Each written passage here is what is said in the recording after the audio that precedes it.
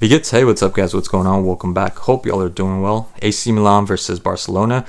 So this game was pretty said and done. It wasn't the easiest game for Barcelona, but they had very little chance of losing this game. There were some chances from AC Milan, yes, with Tomori, a header that was a little bit too high, corner kick from Pulisic. There was a really good play. I think Reinertz is his name, that stole the ball, gave it to Lau, and Lau with a really good skill against Araujo, and then cutting it back in for Reiner again. And how did that not go in? I have no idea. Like, it's beyond me. That needed to be a goal. That was the 1-1. But other than that, the Koundé also, Leao again, just getting past Koundé with such ease. But I think he should have done the little Mbappe exaggerated lean and hit it with his the inside of his foot. But besides that, yeah, there wasn't much for Milan. Not that they played a bad game either. I thought they did pretty well. I'm not going to see any of these teams, to be honest, which is kind of sad because I'm interested in Pulisic and his progress. How he's going to be doing, how he's going to be playing. Is he going to be a good fit? Is he going to be on the bench or not? Leao as well. Sometimes Leao has, because sometimes he was losing the ball a lot in this game, but sometimes just does out of this world, just amazing things. It's just insane the way Leao plays when it works out for him. And as for Barcelona, I mean, Pedri, Balde, Ezazuli, I'm interested to see if they give him a chance. So I think I'm going to catch them in Champions League. So we'll see how that goes. But yeah, like I was saying, second half is when Barcelona pretty much, because that's when the second goal came, but that's when they really just honed in and they were a lot more at ease, because when Ansu Fati came in and Balde came in, that changed the whole scheme of the game, especially with Balde. Balde for me was man of the match. I know Ansu Fati had that amazing goal, but it was Balde all the way. Yeah, I mean, Balde was balling. Yeah, straight up balling. The pace, just how smart he is on the ball as well. He reminds me of a typical left back, Brazilian left back.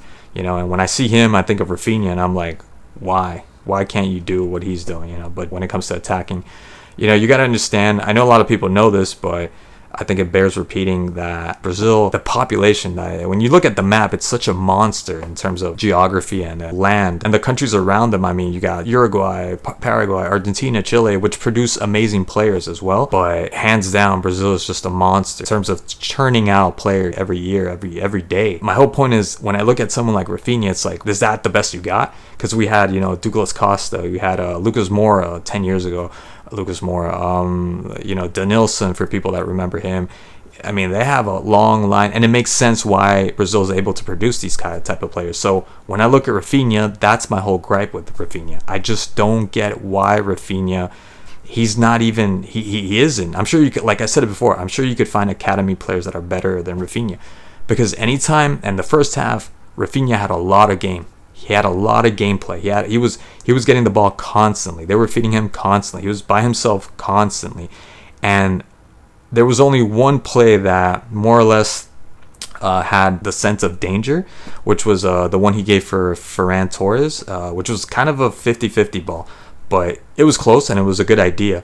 Besides that, nothing else. He would lose the ball. He would just play it back. He would play it in the middle and just pass the ball and take a whole bunch of corner kicks. So from a country that produces so many players, there's so many players, it's an insult almost to have someone like that. It sounds like I might be attacking Rafinha himself. I want him to do well. I really do, but it's been a year, and yes, I haven't seen every game that he's played, but I've seen more than 5 games to know that he just isn't the player for Barcelona. And I'm sure as hell I'm not a Barcelona fan. At least as far as I know, I'm not a Barcelona fan. But Barcelona deserve better than a player like Rafinha. And with all these transfers going on and people talking about, Dembele leaving, all this, which I'm sure he's happy. He's happy as can be. He's ecstatic, overjoyed. With all these transfers going on, I thought he was going to be one of the first to leave, Rafinha. And he's still there. So that's my issue with Rafinha, especially in this game. This game, he could have done a lot more. I mean, this was his chance. It's a friendly as well. Like, where is the samba, or whatever you want to call it? Where's the flair? There isn't any. Where's the footprint of looking like an attacking forward, a winger?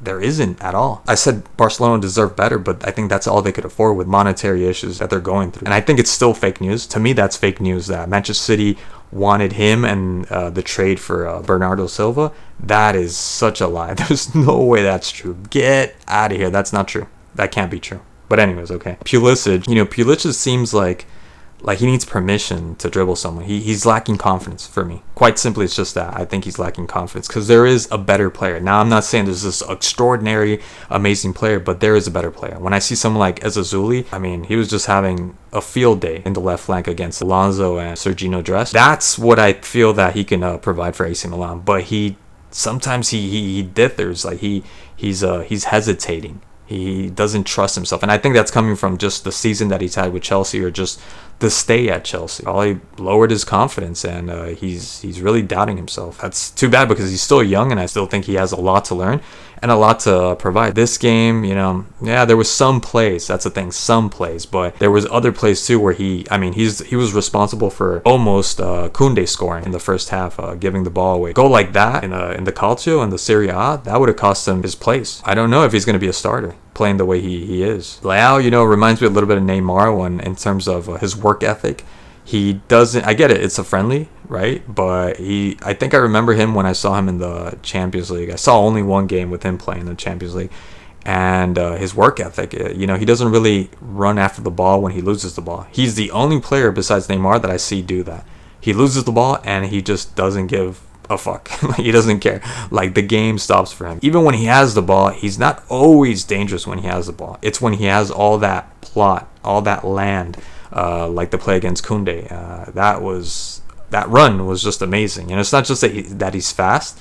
It's just that he's strong in his stride and his run. Besides that, he's kind of rigid when he tries to. You could tell he's trying to emulate Cristiano Ronaldo with those tricky little plays that he does. He just seems very stiff at times. I think his strength is when he has a whole bunch of space to be able to run, and nobody can stop him. Nobody. You need 2-3 people there to be able to stop him, if that. So Leao is an interesting player. He could be the difference maker at the end of the day. Like I said, Ezazuli, I liked what he did. He was having a field day with these two guys in the left flank, and be interesting to see him play. Like I said, I just discovered him in this tournament that they had here, so I'd be very interested to see if he's going to play and how much he could bring to the first team. So yeah, it was pretty much a comfortable game for Barcelona, and now just have to see how the season starts. Like I said, I don't know if I'm going to follow them. I'm going to try to, but I definitely will be checking out Champions League with them. Anyways, guys, thank you so much for watching as always, and stay tuned for the next match. Peace.